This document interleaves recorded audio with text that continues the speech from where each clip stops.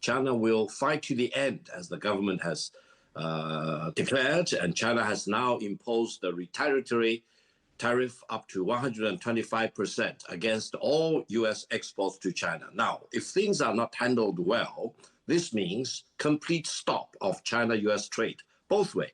No goods exported from the United States to China, and complete stop of everything made in China to the United States. This is decoupling. If the United States wants to really welcome this, China will reciprocate, and causing the breakup of China-US relations. Whether this will evolve from peace to war, well, let's all be prepared. In essence, what China now declares is that it is prepared to fight to the end. Trade war, tariff war, technology war, or real war. So the ball is in Trump's court. You decide, and I will reciprocate. I will never succumb to the US pressure. And this is the moment of truth. China wants to defend free trade. The United States wants to destroy free trade. Right. The rest of the world is watching, and there will be a choice by the end of the day. For China, you cannot hold a gun to China's head and issue ultimatum and demand all the impossibilities, for example, and ask China to swallow that. China is the country that values dignity and decency and honor more than economic gains or economic losses. So if you want to hold a gun at China's head, China will hold a gun at your head.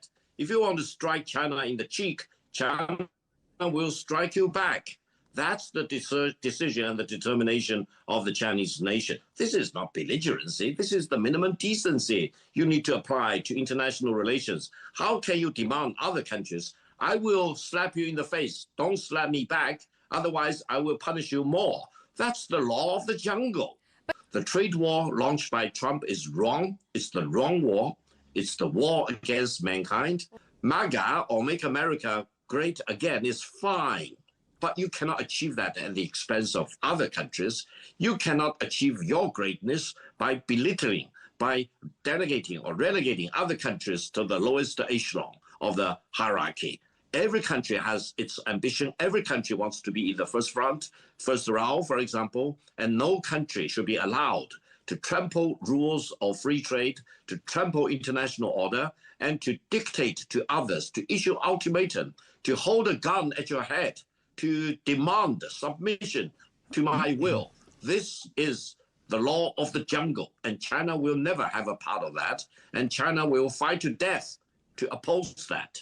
China is making sure that the American gets the message. If you want to impose war on China, you get war. If you want to destroy China, you get destroyed. If you want to bomb China out with nuclear weapons, you will be wiped out with nuclear weapons.